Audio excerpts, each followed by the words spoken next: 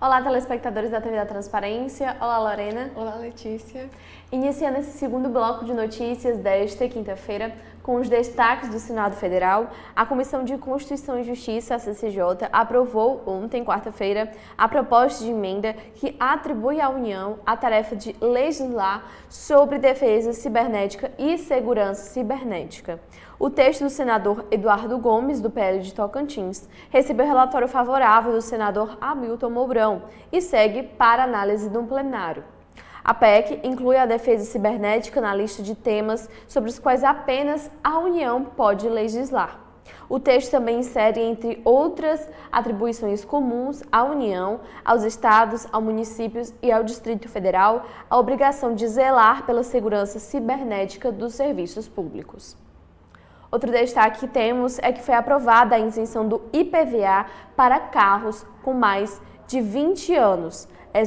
Aprovada essa isenção vai à análise na Câmara dos Deputados. O plenário concluiu ontem, quarta-feira, em primeiro e segundo turnos, a votação da proposta de emenda constitucional que concede a isenção do IPVA a veículos terrestres passageiros com mais de 20 anos ou mais de fabricação. De autoria do senador Cleitinho, de Minas Gerais, a PEC obteve 65 votos favoráveis, 4 contrários e nenhuma abstenção nos 2 turnos de votação. O texto será agora encaminhado para apreciação da Câmara dos Deputados. E por último, temos que Cajuru alerta para possível radicalização política nas eleições municipais.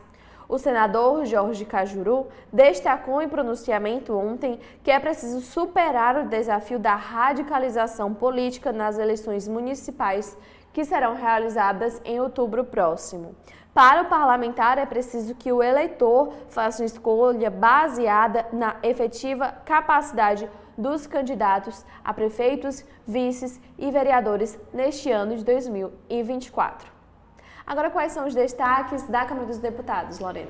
Bom, Letícia, a Câmara dos Deputados aprovou o projeto de lei dos chamados combustíveis do futuro, que cria programas nacionais de diesel verde, de combustível sustentável para a aviação e de biometano, além de aumentar a mistura de etanol e de biodiesel à gasolina e ao diesel, respectivamente. A proposta será enviada ao Senado. O texto aprovado nesta quarta-feira, 13, é um substitutivo do deputado Arnaldo Jardim, do Cidadania, São Paulo, para o projeto de lei 528 de 2020 do ex-deputado Jerônimo Georgen, tomando como base o PL 4.516 de 2023 do Poder Executivo. A outra atualização é que, em sessão solene na Câmara dos Deputados, em homenagem ao Dia Nacional de Luta contra a Endometriose, parlamentares e especialistas destacaram a falta de suporte às mulheres que sofrem com a doença e defenderam a necessidade de diagnóstico precoce e tratamento adequado. A doença é caracterizada pela presença do endométrio fora do útero. O endométrio é a camada que reveste internamente a cavidade uterina e é renovada mensalmente por meio da descamação durante o fluxo menstrual. Os principais sintomas da endometriose são cólicas intensas durante o período menstrual, dor durante as relações sexuais, dor e sangramento intestinais e urinários durante a menstruação e dificuldade de engravidar. Coordenadora da Frente Parlamentar da Endometriose, a deputada Daiane Bittencourt, do União Ceará, relatou sua experiência com a doença. Fiz a retirada do meu útero, mas antes de descobrir a endometriose, antes de fazer a retirada do meu útero, tentei suicídio, porque eu não sabia porque eu sentia tanta dor. Eu não tinha disposição para nada, relatou. Vamos ouvir um pouco da fala da deputada. Preparei todo um texto para falar aqui, mas eu vou falar um pouquinho de mim, sabe? Vou falar do que aconteceu comigo. Eu, muito moça, na minha primeira menstruação, veio aquele sangramento intenso, eu achava que era normal. Fui criado pelos meus avós e a minha avó dizia que era normal. E aí, eu nunca entendia por que eu passava 8 dias menstruada. Enquanto as minhas amigas passavam 3 dias. Eu passava 8 dias. E os 3 primeiros, eu não saía de casa. Eu não conseguia respirar direito, isso mexia muito com a minha cabeça. E foi passados os anos, casei, tive os meus filhos, graças a Deus. Mas naquele tempo não se falava em endometriose, naquele tempo não se falava em nada, só se falava que a cólica, que era normal e que ia passar. Então eu fiquei aguentando. Depois da minha segunda filha, fui ao médico e descobri que eu tinha endometriose. Fiz a retirada do meu útero, mas eu gostaria de dizer para vocês que antes de eu descobrir a endometriose, que eu antes de fazer a retirada do meu útero, eu tentei suicídio, porque eu não sabia por que eu sentia tanto essa dor, e isso mexia com o meu psicológico. Eu não me sentia mulher para nada, eu não tinha disposição para nada, e eu tentei. E eu não tenho orgulho em dizer isso para ninguém, gente. Eu sofri por todos esses anos com uma dor. Eu me sentia já uma pessoa, eu com 30 anos, eu achava que eu já tinha 60 anos, com uma dor insuportável, com aquela coisa perturbando a minha cabeça. E quando eu falava para alguém, é frescura, ou mulher mole, e era esse nome que eu levava. Então eu fiz a retirada do meu útero. Daiane, você está curada? Não, endometriose não tem cura. Aquelas pessoas que estão aí dizendo que endometriose tem cura, que está vendendo alguma coisa para dizer que vai lhe curar da endometriose, é mentira. A endometriose, ela não tem cura. Eu fiz a retirada do meu útero, mas eu sinto cólica toda vez, como se eu fosse menstruar. Eu não menstruo, mas eu sinto cólica, eu sinto dor no meu corpo, minhas pernas ficam inchadas. Eu fico com uma dor de cabeça insuportável. E eu queria pedir a atenção, gente, para essa doença que está causando tanta dor a tantas mulheres do nosso Brasil. E aonde eu vejo o poder público, os governantes, o presidente, o Ministério da Saúde, não fazendo nada. Estão fazendo agora igual o povo que diz que é uma cólica e é frescura e que a gente é mole. Acorda, meu povo. Comece a olhar para as mulheres que vocês têm dentro de casa, para suas filhas. Pode ser que toque no coração de vocês, pode ser. Eu ainda acho muito difícil para algumas pessoas. Outra atualização da Câmara é que o Congresso Nacional analisa a medida provisória 1209 de 2024, que abre crédito extraordinário no orçamento de 2024 no valor de 1 bilhão para 8 ministérios. O maior valor, de 455,6 milhões, será destinado ao Ministério dos Povos Indígenas para a regularização fundiária e proteção dos territórios, e promoção dos direitos culturais e sociais destes povos. A expectativa é que esta última ação beneficie 300 comunidades. Outra ação de gestão de políticas para os povos indígenas deverá atender 128 comunidades. Também o Ministério da Defesa terá 309,8 milhões de reais para as ações emergenciais de proteção de terras indígenas na Amazônia. E agora, quais são as atualizações do TSE, Letícia? Bom, o ministro Alexandre de Moraes, presidente do Tribunal Superior Eleitoral, participou da abertura do terceiro Encontro Nacional de Comunicação da Justiça Eleitoral na manhã de ontem, quarta-feira. Moraes classificou o papel da comunicação como importantíssimo, especialmente durante as eleições. Ele disse: dentro dessa questão que envolve a desinformação, nossa luta é contra um inimigo gigantesco e bem estruturado. As milícias digitais continuam fortes e com credibilidade junto a grande parte da sociedade.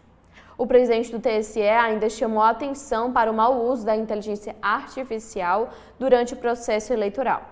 Ele comentou: nestas eleições teremos fake news anabolizadas por conta da inteligência artificial. Isso é extremamente perigoso.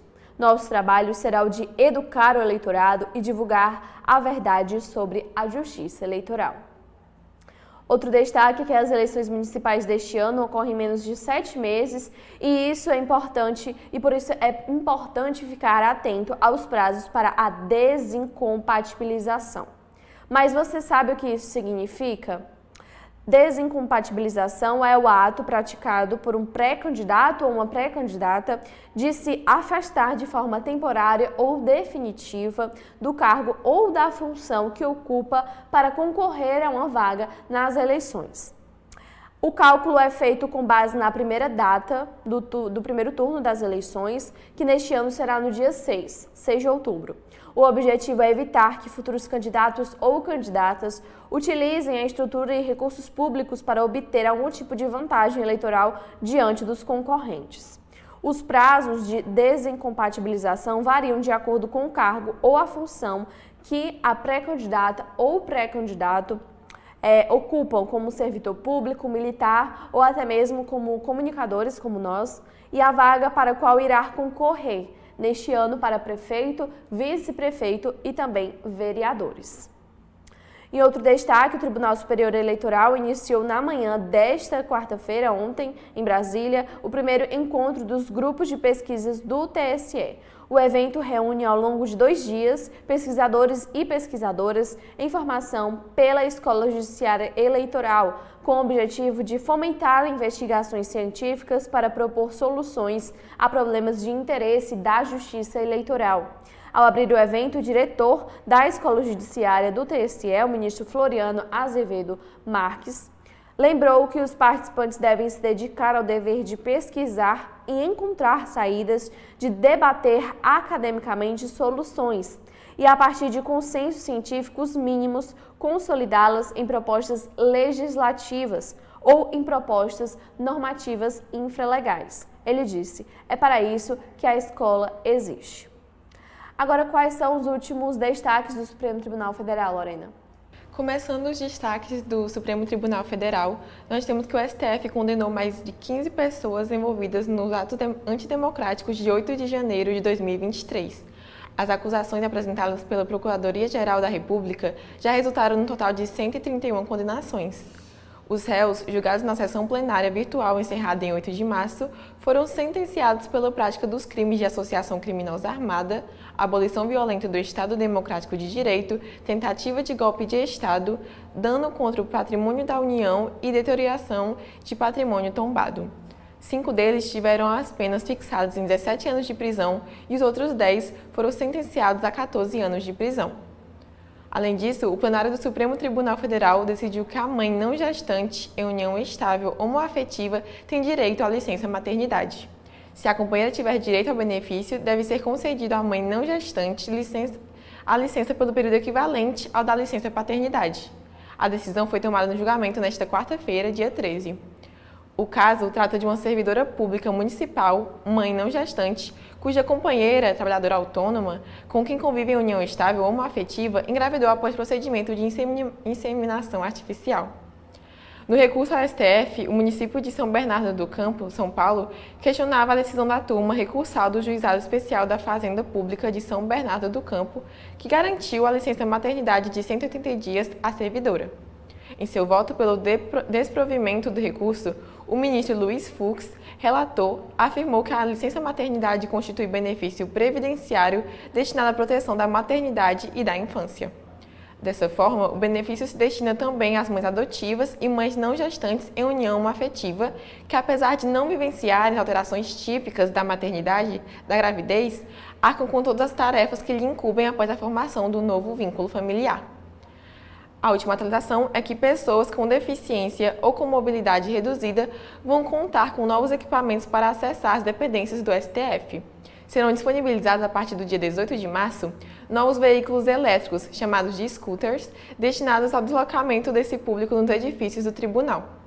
A iniciativa amplia a acessibilidade dentro do STF ao permitir a circulação de forma autônoma, independente e segura de pessoas com deficiência ou com mobilidade reduzida. Para usar os veículos, basta que o interessado solicite o equipamento à equipe de segurança nas portarias de entrada do tribunal. Após o pedido, um brigadista levará o veículo até o solicitante. Não é preciso fazer cadastro nem apresentar documentação que comprove a dificuldade de locomoção. Então, essas foram as atualizações do STF, Letícia. Bom, com essas notícias, na manhã desta quinta-feira, estamos encerrando o segundo bloco de atualizações desta quinta-feira. Obrigada a todos pela audiência e fiquem ligados no nosso canal do YouTube da TV da Transparência. Até logo!